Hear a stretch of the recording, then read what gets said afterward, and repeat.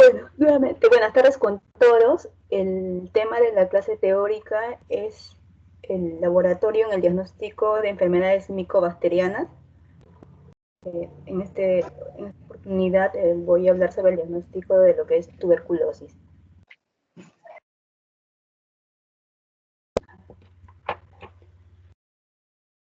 La tuberculosis todavía continúa siendo un grave problema de salud pública y es una de las enfermedades infecciosas más comunes a nivel mundial. Esto especialmente en países en vías de desarrollo o países subdesarrollados, ¿no? En los cuales todavía presenta una elevada prevalencia, incidencia y mortalidad. ¿Qué es lo que sucede? La Organización Mundial de la Salud publica cada año un reporte o un informe mundial sobre la tuberculosis. Este reporte es con el objetivo de proporcionar una evaluación lo más completa y actualizada de la tuberculosis, el progreso en su prevención, en el diagnóstico y tratamiento. Según el reporte del año 2019, se dice que en el año 2018 se presentaron o se enfermaron aproximadamente 10 millones de personas con esta enfermedad, valga la redundancia, y además se presentaron se reportó aproximadamente 1.6 millones de muertes, ¿no?, por esta enfermedad que es la tuberculosis. Entonces, de ahí la importancia que cobra el laboratorio. El laboratorio desempeña un rol fundamental o trascendental en el diagnóstico de las enfermedades transmisibles. Dentro de esas tenemos la tuberculosis, pero no solo en el diagnóstico, sino también en el control de la evolución del tratamiento de los casos, también en la evaluación epidemiológica y operacional. Tal es así que participa en nuestro medio ya en la Estrategia Nacional para la Prevención y Control de la Tuberculosis, que se conoce como PCT, ¿no? Entonces, de esta manera, el laboratorio asegura la cobertura, oportunidad y calidad en el diagnóstico de tuberculosis con pruebas bacteriológicas. Estas pruebas bacteriológicas, la principal o la más importante es la baciloscopía, con la cual se va a llegar al diagnóstico presuntivo de la enfermedad, ¿no? Otros puntos o aspectos importantes son el cultivo y las pruebas de sensibilidad. Todo esto lo realiza obviamente con los respectivos, dentro de los estándares respectivos de control de calidad y las medidas de bioseguridad adecuadas. Bueno, eso solo para recordar. La tuberculosis es una enfermedad, ¿no?, recordemos, producida por las bacterias del género Mycobacterium, y dentro de esas por 3 especies que pertenecen al complejo Mycobacterium tuberculoso, ¿no?, que son la Mycobacterium tuberculosis propiamente dicho, Mycobacterium bovis y Mycobacterium africanum. De estas, la especie aislada con más frecuencia es Mycobacterium tuberculosis, ¿no?, que es la que vamos a ver hoy día. Se va a transmitir por inhalación de gotitas respiratorias a partir de un contacto bacilífero, ¿no?, de una persona que tenga los bacilos. Esta se va a esparcir a través del aire, como dice ahí, de persona a persona, ¿no?, mediante la tos, el estornudo o incluso al hablar, ¿no?, y más aún si es que al cantar, por ejemplo. Ahora, dentro de lo que es la historia natural de la enfermedad, brevemente, ¿no?, entonces nosotros sabemos vamos a recordar que de todas las personas expuestas o de los expuestos al bacilo tuberculoso, solo van a desarrollar la infección aproximadamente 10 a 30%, ¿no? Entonces no todos desarrollan la infección. Ahora, no todas las personas infectadas tampoco van a enfermar, ¿no? Solo es aproximadamente un 10%, se dice, o una de cada 10 personas, aproximadamente, ¿no? Y estos serían, entre comillas, los más susceptibles. Ahora, la tuberculosis puede manifestarse en cualquier órgano, eso lo sabemos, porque el Mycobacterium tuberculosis se disemina por todo el organismo, ¿no? Sin embargo, la enfermedad pulmonar es la más frecuente, va a corresponder aproximadamente al 80-85% de todos los casos diagnosticados. Debido a que el bacilo necesita abundante oxígeno, pues, para multiplicarse, ¿no? Entonces, esta es la más frecuente dentro de la tuberculosis, la pulmonar. Entonces, viendo esos, ya vamos a la parte de lo que es laboratorio. Entonces, ¿por qué es necesario, dice ahí, diagnosticar los casos de tuberculosis, ¿no? Lo más importante es para romper la cadena de transmisión epidemiológica, ¿no? Ese es el punto más importante de parte de donde reside la importancia en sí del laboratorio. Ya que al identificar estos casos, estas posibles fuentes de infección o transmisión, se da un tratamiento oportuno y se corta, pues, ¿no?, la posibilidad de transmisión. También es importante o es necesario, ¿no?, para efectuar en forma apropiada el registro del paciente y la notificación del caso, ¿no? Esto ya desde el punto de vista epidemiológico. Y para indicar adecuadamente el esquema diferenciado de tratamiento antituberculoso. Entonces, en pacientes. Entonces, mencioné que la herramienta fundamental del programa de control de tuberculosis es esta, ¿no?, la baciloscopía. Entonces, esta es la prueba fundamental, como dice ahí, rutinaria, ¿no?, para el diagnóstico rápido y tratamiento y control, ¿no?, del paciente, ya que nos va a brindar un diagnóstico presuntivo rápido, como dice ahí la palabra, ¿no? Es una técnica sencilla, ¿no? Pues, no necesita una infraestructura especial, ¿no?, de bajo costo, que es lo más importante para nuestro medio, y es utilizada o recomendada preferentemente en el paciente o en el sintomático respiratorio. O sea, es mucho más útil en el paciente con tuberculosis pulmonar, ¿no? Tiene mayor sensibilidad para este tipo de paciente. Se va a correlacionar con la contagiosidad, ¿no?, que quiere decir que a mayor cantidad de bacilos que el paciente tenga, eso se relaciona con una mayor probabilidad de que este paciente sea más contagioso.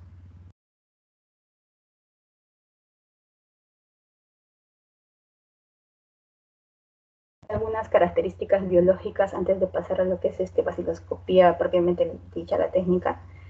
Características biológicas del Mycobacterium tuberculoso.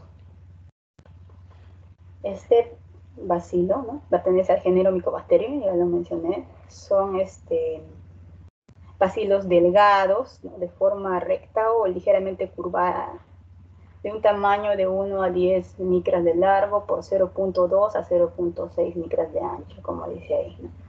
Son bacilos aerobios estrictos, inmóviles, sin cápsula, que no forman esporas y se tiñen con dificultad con la coloración GRAM, ¿no?, que es la coloración más utilizada, la tinción más utilizada en microbiología.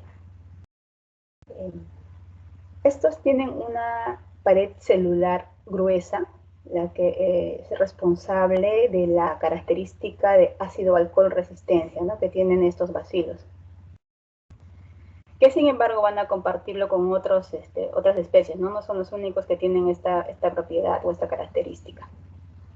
Hay otros microorganismos que presentan esta característica, como por ejemplo la Nanocardia es una de ellas, ¿no? Y las Cocidias o Cryptosporidium también tienen esta característica. Pero bueno, esta es la característica de estos bacilos, ¿no? Esa ácido-alcohol resistencia por esa pared celular gruesa. Entonces dice que esta estructura gruesa de pared celular, ¿no?, va a presentar en su lado interno una capa de polímeros seguida de otra capa formada por ácidos glicólicos y otra superficial o un poco más superficial formada por lípidos en alto contenido. Y se dice que es probable que estos ácidos grasos y lípidos sean los responsables de la gran resistencia que presentan estas micobacterias a la desecación y a la acción de los descontaminantes, ¿no?, tipo ácidos y álcalis. Otra característica de este bacilo es la reproducción, bueno, se produce por fisión binaria, como dice ahí, pero su reproducción o su replicación es lenta, ¿no? En un medio de cultivo adecuado, a temperatura de 37 grados, con un pH adecuado, óptimo para su replicación, que es de 7 aproximadamente, tarda en replicarse una sola vez aproximadamente de 18 a 20 horas, como dice ahí, ¿no? Es lento. Por eso también tardan tiempo, ¿no?, tardan en hacerse visibles macroscópicamente. Y es la razón por la que demoran en en crecer en los cultivos.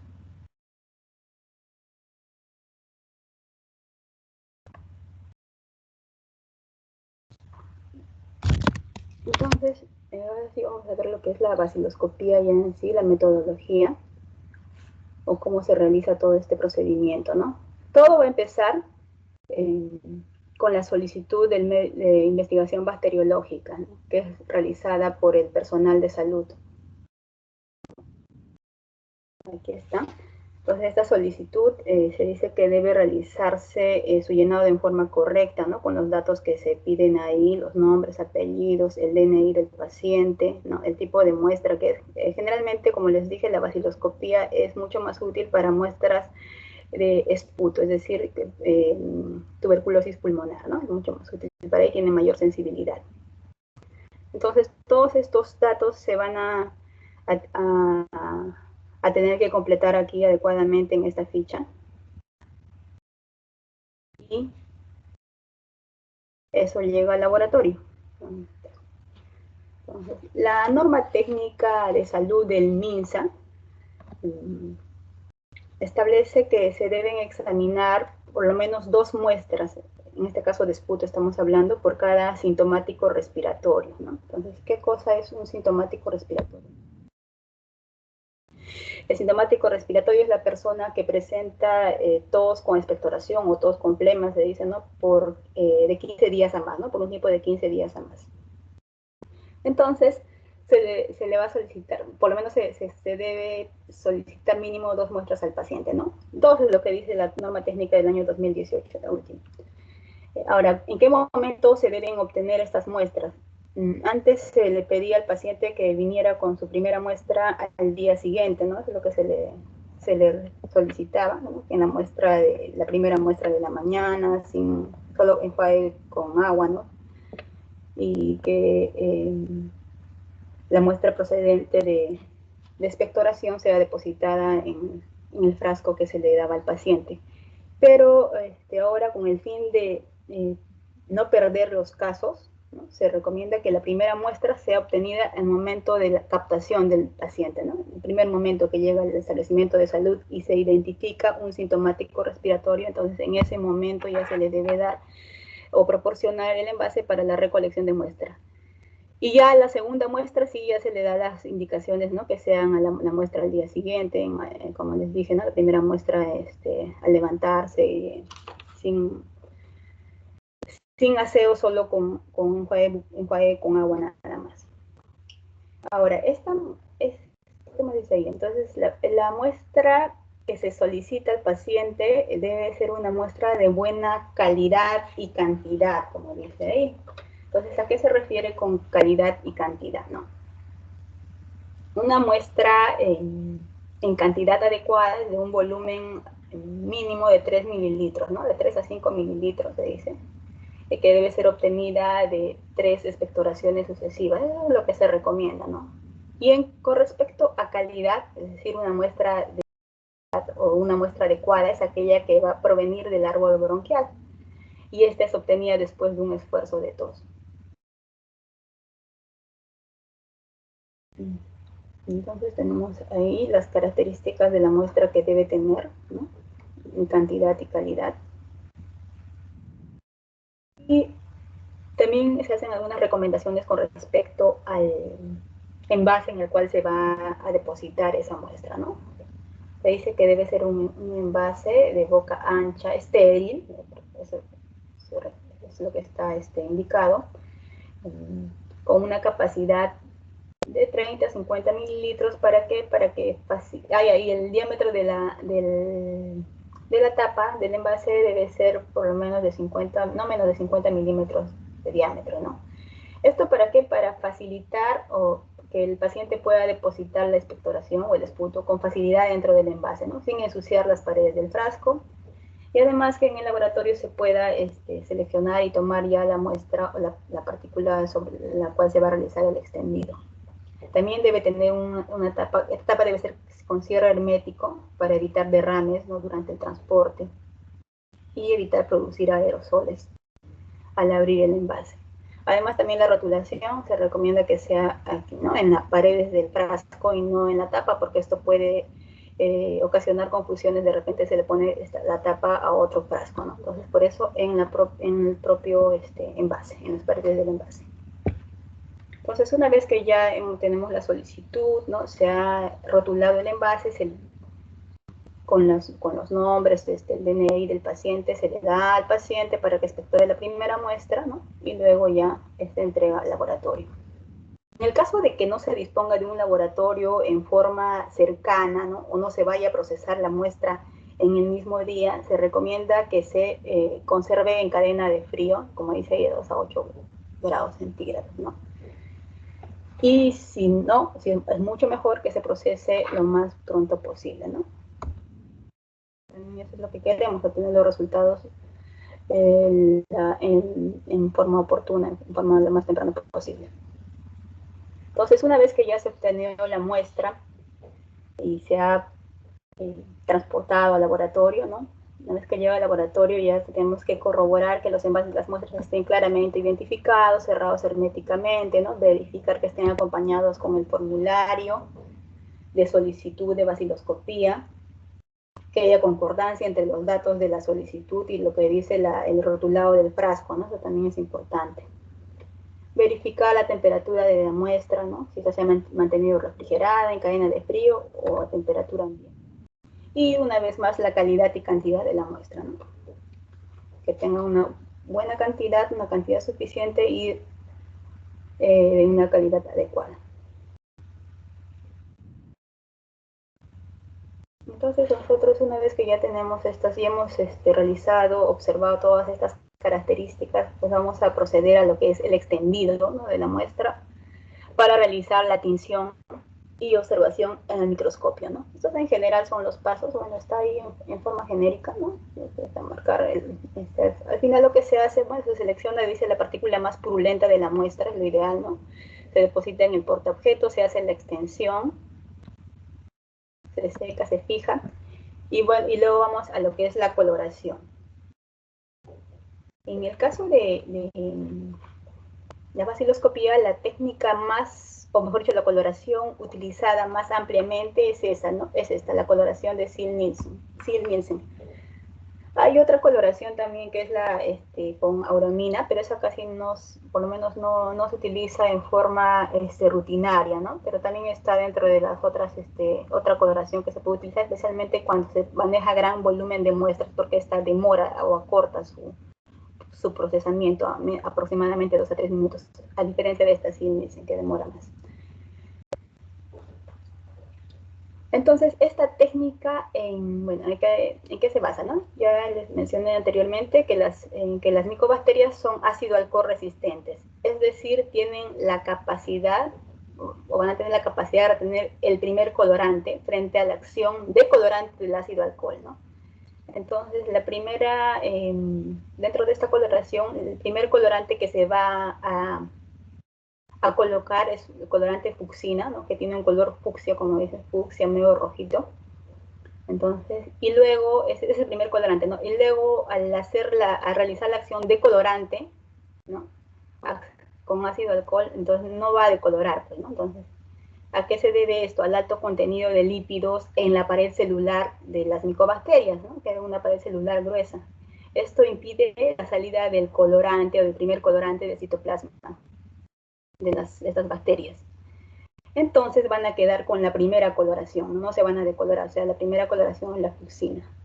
Y luego cuando ya se pone la segunda coloración o se agrega la coloración contraste, en este caso, es el azul de metileno, si hay bacilos, estos van a permanecer pues de color fucsia, ¿no? Y el resto se va a colorear con un color azulado, un fondo azulado. Ahorita lo vamos a ver. Entonces nosotros una vez que hacemos esta coloración, vamos a llevarla al microscopio, ¿no? La observamos con aceite de inmersión. Observar lo siguiente, ¿no? Entonces, tal como ven ahí, ¿no?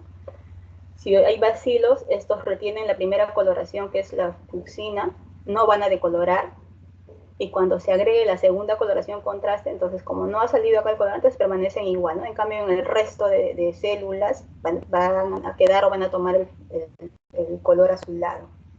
Entonces, esta vaciloscopía tiene la observación microscópica tiene como objetivos importantes dos aspectos, o tiene dos objetivos importantes. Uno es determinar si en el extendido hay estos bacilos, ¿no?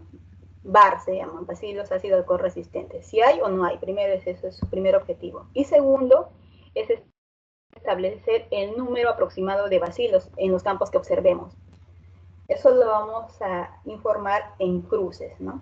Y esto es importante, ¿por qué? Porque dijimos que la cantidad de bacilos se va a correlacionar con el grado de contagiosidad, ¿no? A mayor cantidad de bacilos es una persona con mayor cantidad, con mayor probabilidad de contagiar, ¿no? Entonces, por esa razón es importante el recuento de los bacilos y obviamente también el informe, ¿no? Entonces vamos a ver esos pequeños bacilos curvados, ¿no? De color rojo fucsia sobre el tono azulado. Esa es la forma como los observamos. Entonces, esta es la manera como se realiza el informe de esta baciloscopía. Si no encontramos nada, pues se ponen, pues no se encuentran bacilos ácido alcohol resistentes, ¿no? Esa es la forma como se reporta. Y ahora, este se va a expresar en cruces, ¿no? Positivo, una cruz, dos cruces o tres cruces, según la cantidad de bacilos que encontremos, ¿no? Entre 10 y 99 bacilos en 100 campos observados corresponde a una cruz. Si encontramos entre 1 a 10 bacilos por campo en 50 campos que observemos, positivo dos cruces. Y si se observan más de 10 bacilos por campo, ¿no? Estamos hablando de bastante, ¿no? En 20 campos observados, positivo tres cruces. Y en el caso de que encontremos de 1 a 9 bacilos en 100 campos observados, son muy pocos eso todavía, aquí vamos a reportar el número exacto de bacilos que encontremos, ¿no? De repente encontramos 5 bacilos en 100 campos que observemos, entonces ponemos ahí la cantidad exacta de bacilos. Esta es también la que se conoce como muestra paucibacilar, ¿no? Todavía no se puede catalogar como positivo una cruz. Entonces, ¿cuáles son las ventajas de la baciloscopía, de esta técnica? La principal ventaja, obviamente, que permite un diagnóstico presuntivo rápido, ¿no? Tiene una buena reproducibilidad en cualquier medio. Es rápida, ¿no? Desde su ejecución hasta su informe aproximadamente demora menos de una hora, ¿no? Hasta una hora se puede decir más. El bajo costo, lo cual permite su empleo de rutina, incluso en los países más pobres, ¿no? De bajos recursos, como el nuestro, por ejemplo. Tiene una elevada especificidad, casi cercana al 100%. Es una de las ventajas de la baciloscopía. Y es útil o tiene la capacidad de detectar los casos más contagiosos, ¿no? En cuanto a la desventaja, eso deben saber, lo volvemos a recalcar, la principal desventaja es que su sensibilidad es limitada, ¿no? Varía su sensibilidad entre 25 a aproximadamente hasta 75-80%, ¿no? La mayor sensibilidad se da para las muestras pulmonares, es decir, para las muestras de esputo, y va a disminuir, es decir, va a tener menos sensibilidad en las muestras extrapulmonares. Entonces vemos aquí que dice que para que una tinción positiva o una baciloscopía salga positiva, se necesitan por lo menos 5.000 a 10.000 bacilos por mililitro, ¿no? Entonces, por lo tanto, esto nos indica que si nosotros encontramos una baciloscopía negativa, o sea, una tinción de Sil-Nielsen negativa, esto nunca excluye una tuberculosis, ¿no? Más aún si el paciente tiene clínica sugerente o antecedentes epidemiológicos o de repente imágenes radiológicas que sugieren tuberculosis, ¿no? El hecho de encontrar una baciloscopía negativa no te descarta tuberculosis. Por esto se debe a esta sensibilidad pues limitada.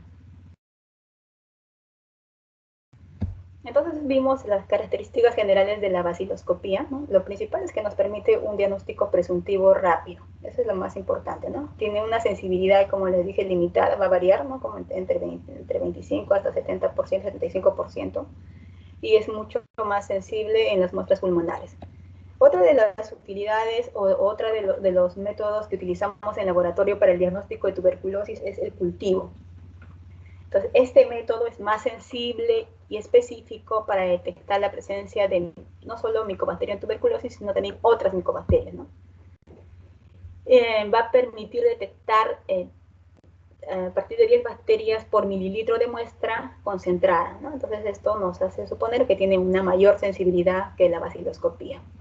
Entonces, va a aportar aproximadamente el 20-25% de casos más a los ya diagnosticados por baciloscopía. Entonces, entonces, como vemos aquí, para obtener vamos a comparar, ¿no? Para obtener un BK positivo o una baciloscopía positiva, dijimos que se requerían de 5.000 a 10.000 bacilos por mililitro de muestra, ¿no? En cambio, para un cultivo que sea positivo, se requiere por lo menos de 10 a más bacilos por mililitro de muestra. Entonces, es mayor sensibilidad, ¿no? Que el cultivo que la baciloscopía.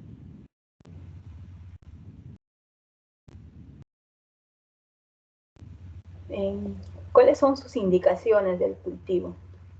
En el caso del diagnóstico, se indica para sintomáticos respiratorios con BK negativo, con baciloscopía negativa y, por ejemplo, rayos X anormal, ¿no? Una de las indicaciones.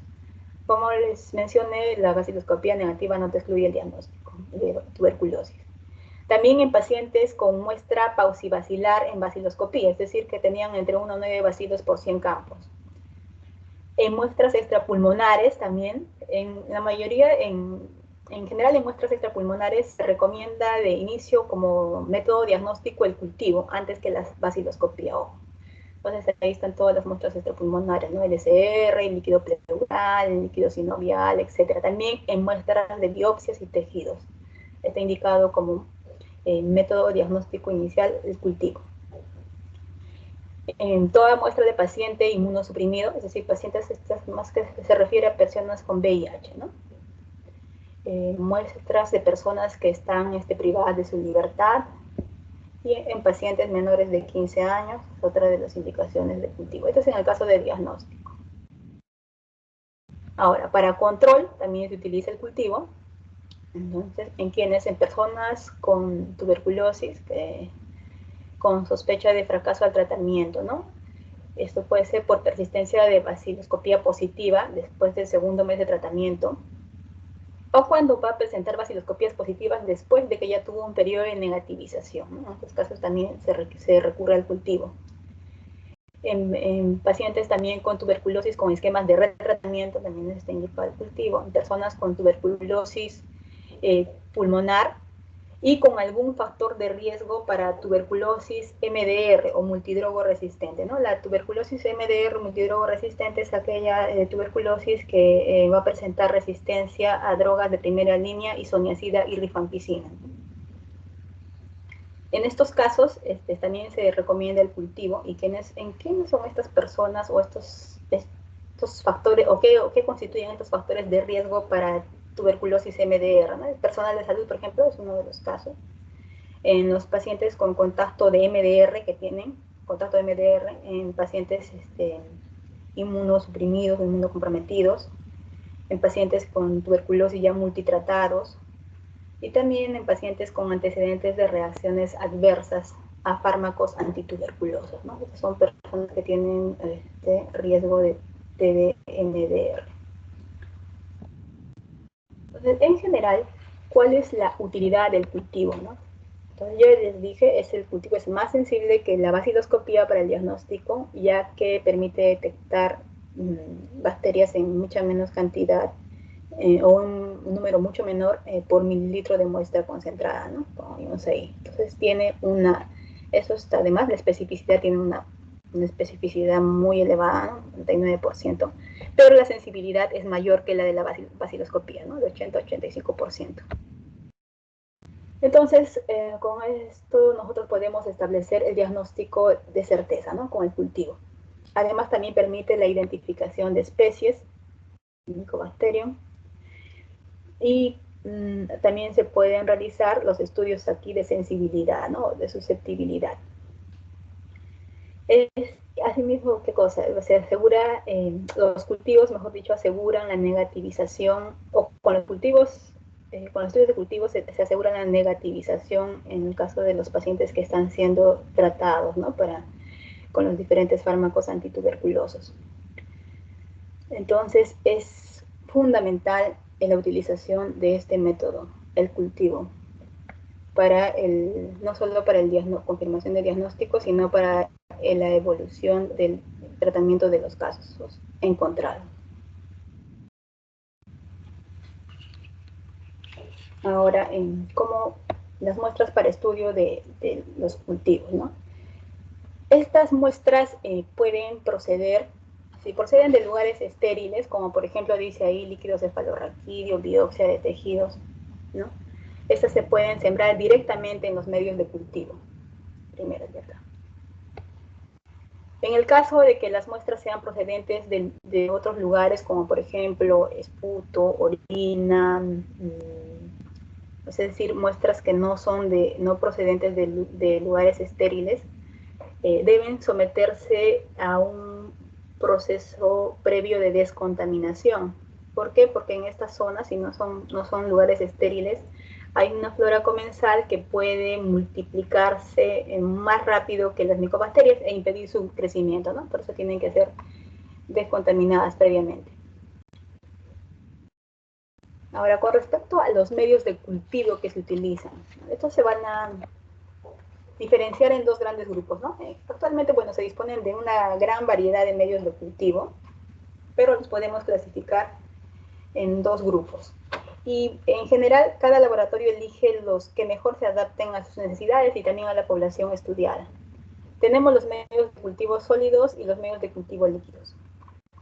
Los medios de cultivo sólidos son los más comúnmente usados y aquí, por ejemplo, son los que utilizan como base la proteína del huevo coagulado, ¿no? Ejemplo de esto es el medio de cultivo de Wenten-Jensen, por ejemplo, el medio de Ogawa, por ejemplo, son algunos de los más conocidos.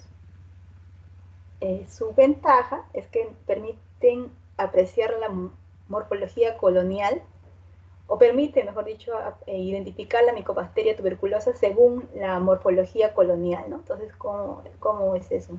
Vamos a ir observando la velocidad de crecimiento, si tiene de repente características de rugosidad, pigmentación, y además se pueden estudiar características metabólicas mediante pruebas bioquímicas, ¿no? Que son datos orientativos de eso para ya posterior identificación. Entonces ya podemos ir nosotros identificando, orientando el Mycobacterium, la especie de Mycobacterium que tengamos según algunas características morfológicas de las colonias que apreciemos. Pero su principal desventaja es la lentitud del crecimiento de las micobacterias, ¿no?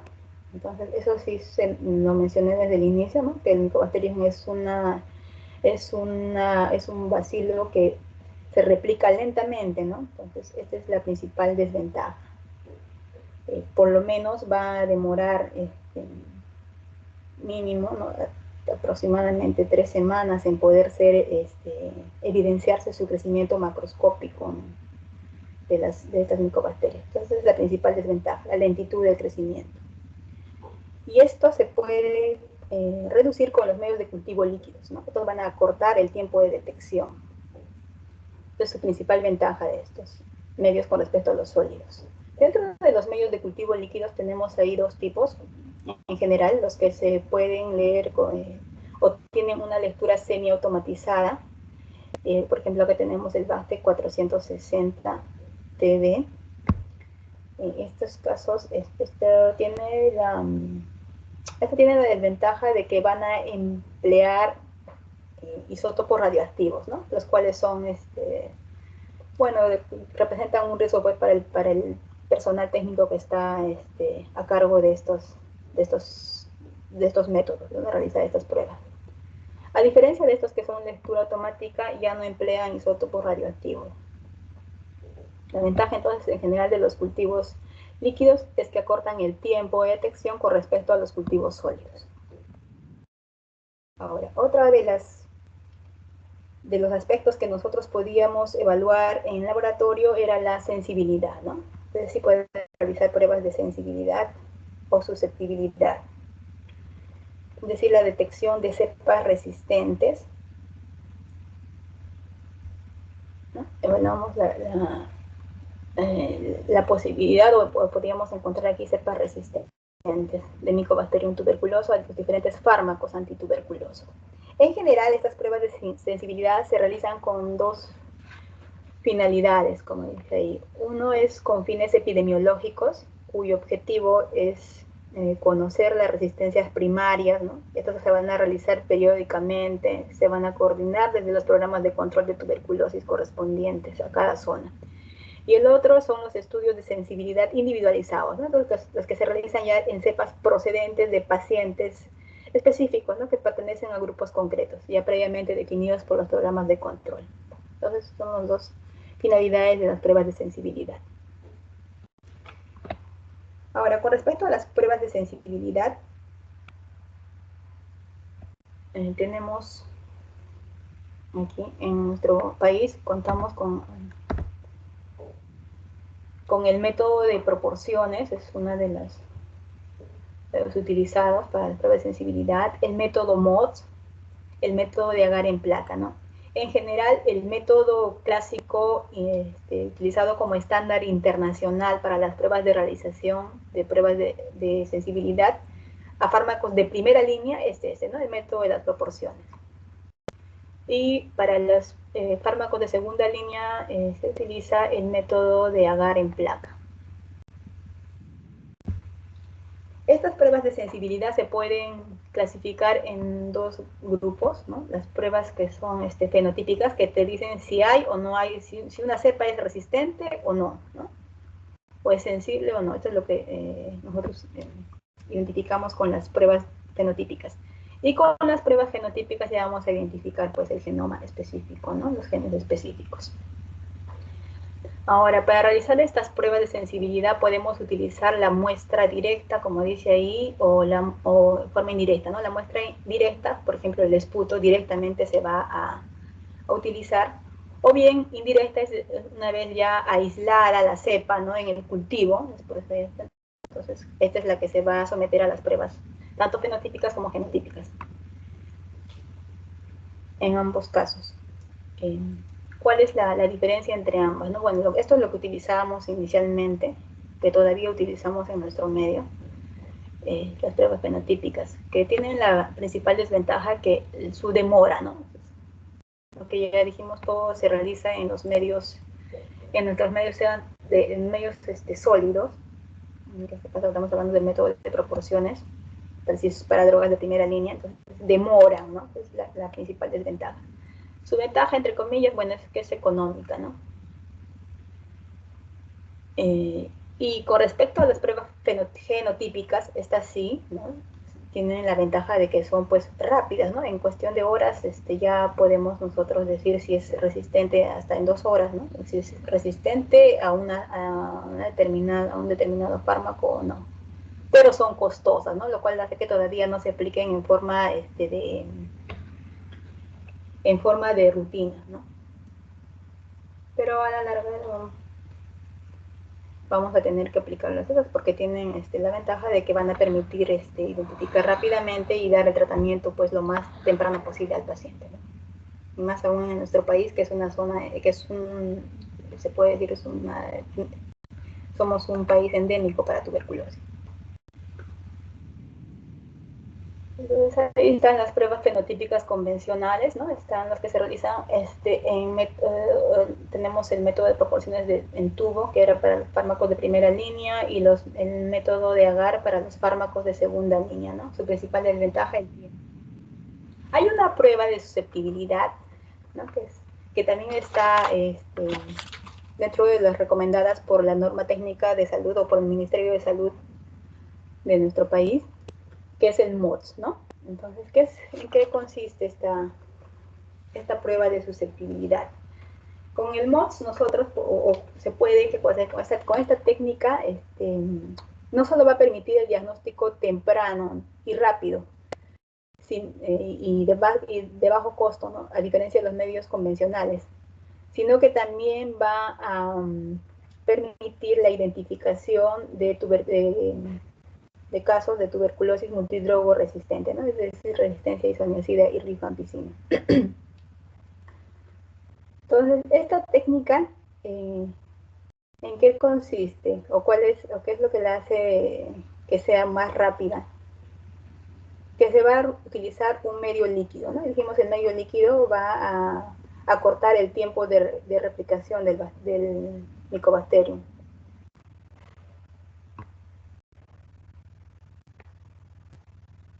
Entonces vemos aquí, crece más rápido en medio líquido que en medio sólido, y va a ser posible, no sé, observar al bacilo de la tuberculosis creciendo en medio líquido, ¿no? Y eso lo vamos a observar haciendo uso de un microscopio de luz invertida. Esa es la diferencia. A diferencia, ¿no?, del método convencional en el cual nosotros lo que apreciamos es ya el crecimiento macroscópico, ¿no? Dijimos las colonias, cómo están creciendo, qué aspectos tienen, si está rugosa, de qué coloración. Entonces, eso demora más a poder observar características microscópicas que ir viéndolas a nivel microscópico. Por esa razón se acorta ese tiempo de detección. Además, ¿qué más? Se incorporan antibióticos antituberculosos en este medio, ¿no?, directamente. Entonces permite hacer una prueba directa de susceptibilidad, ¿no?, de las drogas de primera línea, isoniazida y rifampicina. Y de esta manera podemos nosotros detectar casos de multidrogo resistencia, ¿no? Entonces no solo permite el diagnóstico de tuberculosis, sino también tuberculosis multidrogo resistente al mismo tiempo, ¿no? Y esto se reduce aproximadamente, tomemos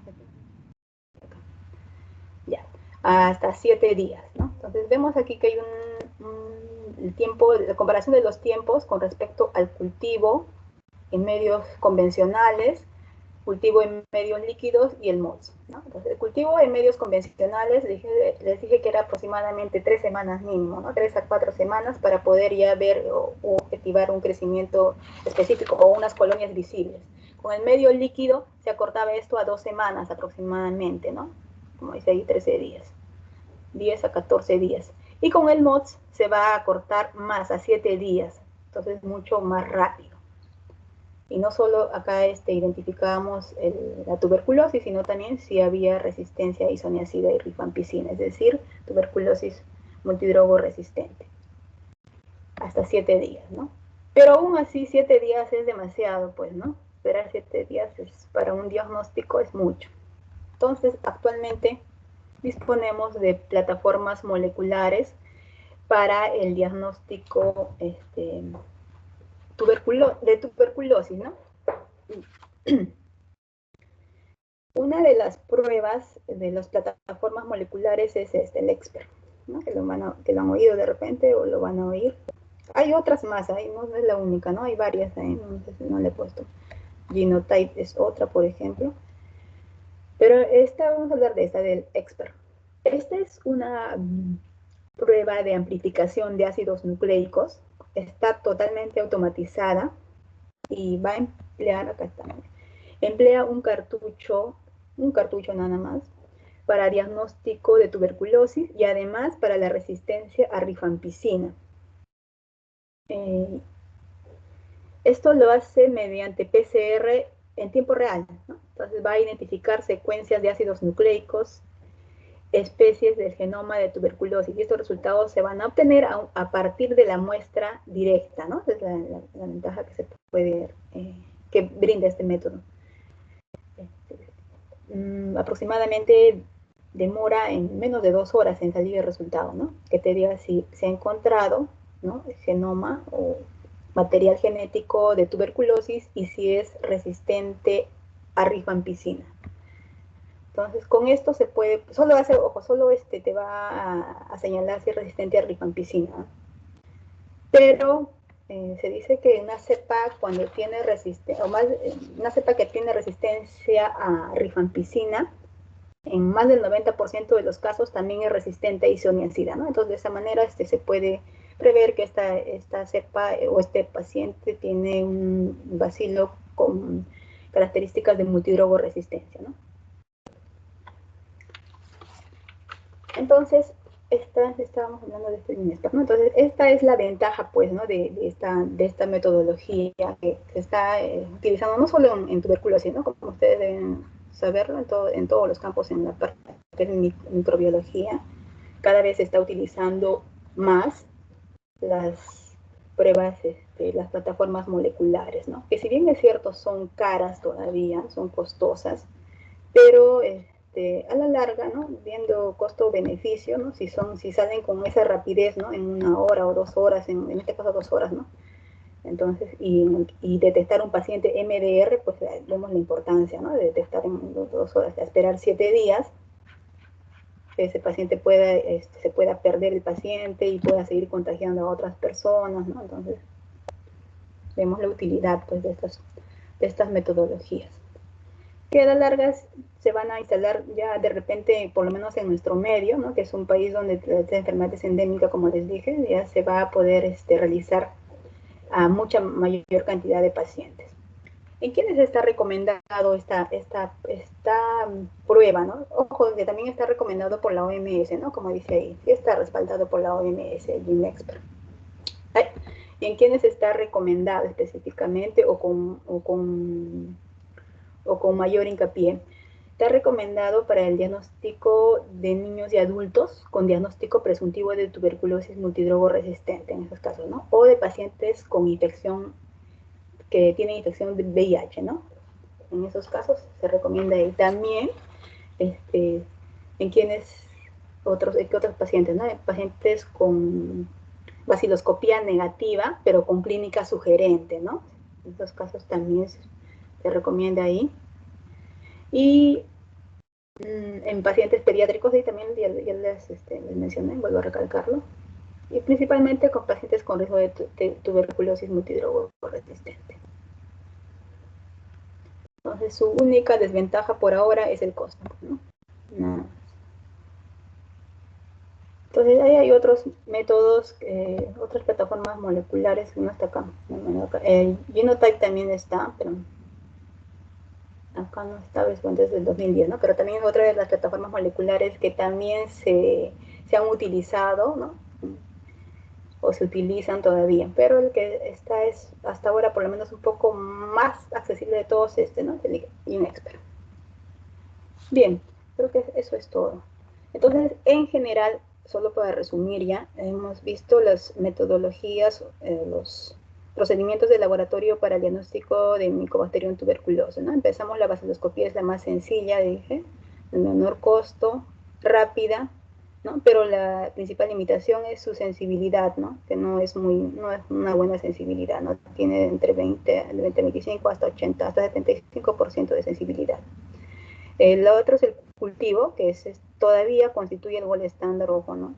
Entonces tiene una mayor sensibilidad, 85% aproximadamente, ¿no? Pero la principal desventaja, especialmente si se utilizan los medios convencionales, que son los medios sólidos, es la lentitud, ¿no? Demoran 3 a 4 semanas. Es más, cuando uno manda una muestra para cultivo, para tuberculosis, te dicen en 60 días sale el resultado, ¿no? Entonces es un montón de tiempo. Esa es la principal desventaja, el tiempo.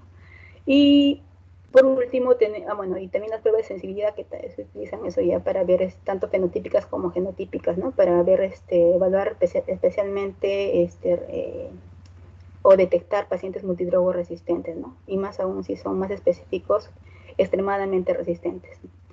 Y actualmente lo que está en boga o cada vez se utiliza más son las plataformas moleculares, ¿no? Identificación de material genético, cuya principal ventaja es la rapidez, ¿no? La rapidez del diagnóstico y también la posibilidad de que te brinde un adelanto de una probable multidrogo resistencia. La desventaja todavía sigue siendo el costo. Eso es todo, chicos.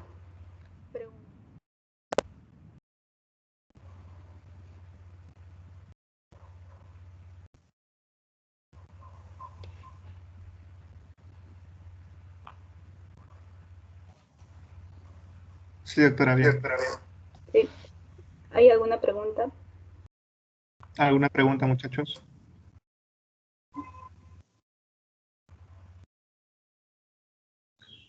No hay preguntas, doctora.